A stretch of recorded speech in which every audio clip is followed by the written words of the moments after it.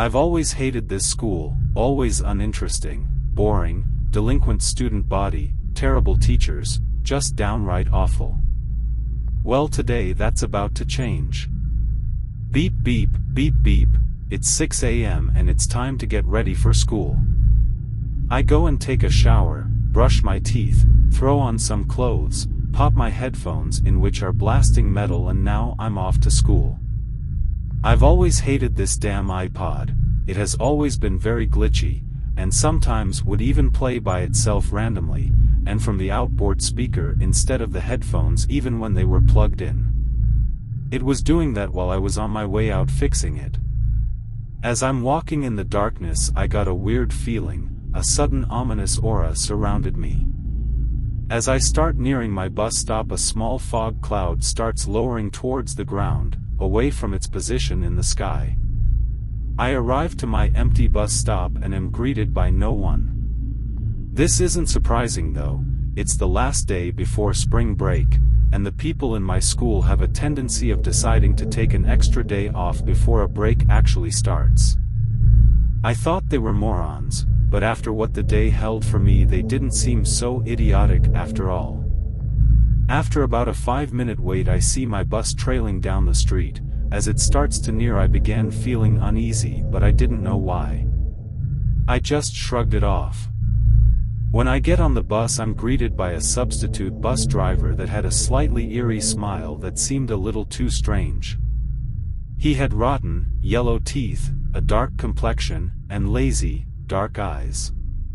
As I turn to find my seat, I notice nobody is on the bus. This is where I knew everything was going wrong.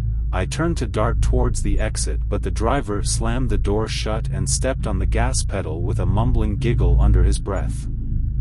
I start yelling, "Get me off this bus right now."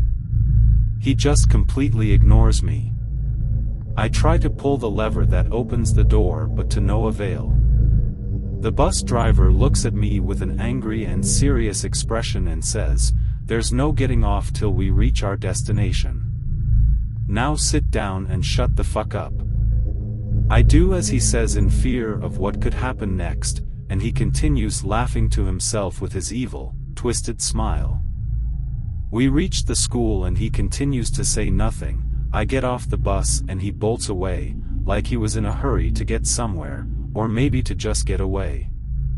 The school looked different.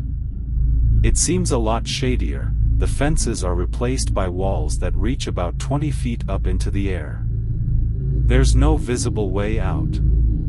I start walking around the campus hopelessly trying to find an exit.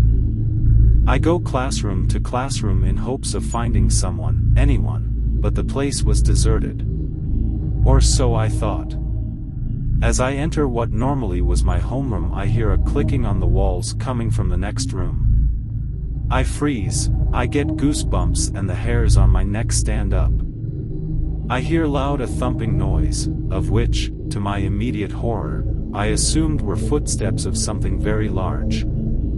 I could also hear a faint scraping noise, of which I could only imagine was a knife trailing across the wall. The footsteps leave the room and I attempt to hide. Silence. As soon as I stop hearing the sounds, I wait an additional 10 minutes just to be safe, and once I fully believe that it is secure, I emerge from my hiding spot. The moment I step out and find it in my sights, the creature comes bursting through the door, knocking it off its hinges.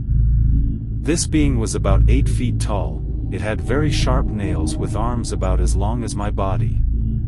It had piercing black eyes, a very muscular body, and a tail with barbs. It looked around the room, snarling with a blackish liquid coming out its mouth filled with razor-sharp, blood-stained teeth.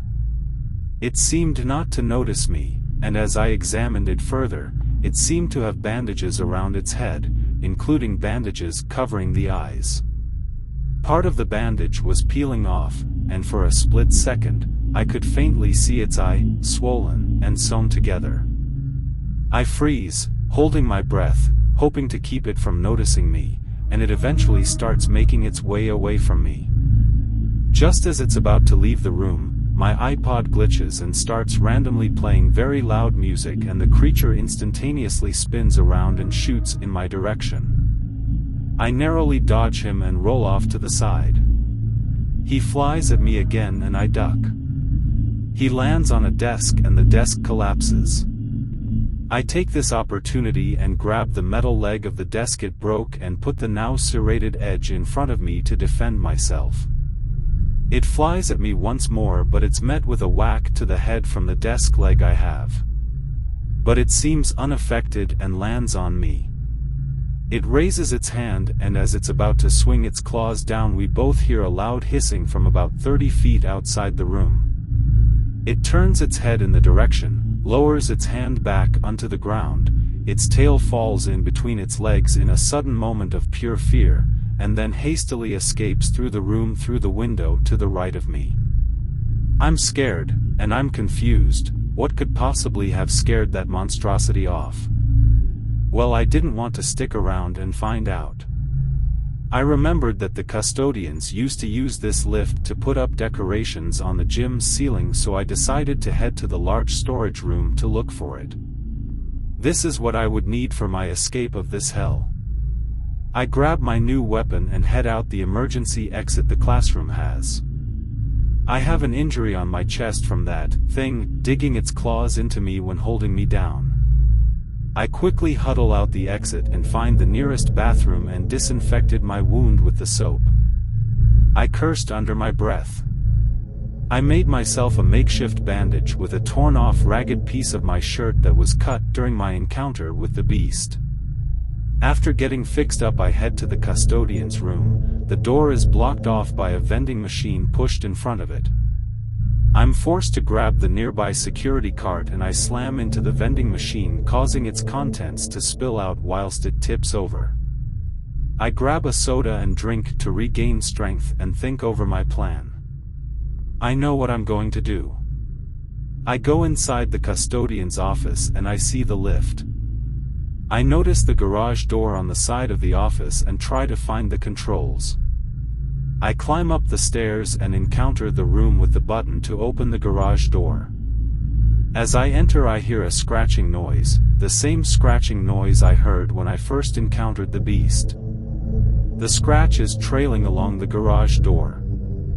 All of a sudden I hear a large ripping noise as the creature tears its way through the door. It looks up, crouches, and thrusts with a powerful leap to the second floor. It tilts its head and looks me in the eyes as it slowly walks towards me. It scratches its claws against the wall, leaving marks. It then charges at me. I jump away into the room with the button. It follows persistently. It attacks again and misses, hitting the button, causing the door to open. I start making a run towards it. As I rush down the stairs, I trip and roll down, almost cutting myself with my own weapon. As I lay on my back trying to recuperate, it jumps down the stairs, and just as it's about to land on me, I raise my weapon and it pierces its forehead. It lays on top of me dead. I roll it off me and lay there catching my breath. When I look over, its dead eyes are looking at me lazily. I get up and continue with my plans. Badly for me, the desk leg I was using bent after the force of entering the creature's head and snapped, so it's now not very usable. I go into the closet and grab a broom and a toilet plunger. I broke off the heads of both so that I only have the wood. I took the serrated edge of the desk's leg and used it to fashion myself 2 spears. I held the broom spear in my hand and put the smaller plunger spear in my belt loop. I get on the lift and drive it towards the wall on the east side of the campus. I'm breathing heavily, anticipating something to mess up my plans, but nothing seems to happen, so I calm down. I arrive at the wall and start raising the lift. As I'm about to reach the top, I hear hissing. I look behind me and now I know why the creature ran. My eyes meet with this horrifying creature. It's nearly identical to the last one, with the exception of being bigger, stronger, and to my dismay, having black, leathery, bat-esque wings, not even touching the rush of fear I experienced trying to comprehend the amount of grotesque horror packed into this disgusting monster's face. Its features were built out of sharp spines, making up his facial structure were black sharp edges. If there was a rounded-off edge in this creature's anatomy, I had not been able to find it. It flies up and taunts me as it flaps in front of me. It grabs the lift and pushes it and I almost fall off. It's now or never. I climb off the lift and hop on the wall. I narrowly dodge the creature's strike and toss my spear down. I slide down the wall and push off and roll onto the street. I'm on the ground, so now it's more fair game, though I'd hardly call this fight fair. I pick up my spear, the creature comes at me and I'm able to puncture its wing. It gets angry and grabs the spear, squeezes its fist, and snaps it half. I grab the plunger spear from my belt loop and await the creature's advance. It attempts to fly at me, but due to its punctured wing it spirals and crashes. I run at it, jump on its back and attempt to stab it in the back of its head. It was as if I took a stick to iron because all I heard was a loud thud. It took no damage and shook me off it. I huffed strongly, analyzing the situation. There was nothing in my mind except taking this thing down. Then it clicked. It came at me and I dodged, having its claw barely graze my cheek. I can see that he's reading my movements better. He lunges again, but this time I jab the spear into the center of its eye, sliding clean through its brain. Its body instantly shuts down. I check my phone and it's 1 p.m. I try to call the police, but I only hear an ominous dial tone. The streets are completely deserted, there are no signs of life. I take a small break and then I start sprinting home and I throw open the door. I scream, "Mom! Dad?" From their room I hear the sound of nails scratching on the wall.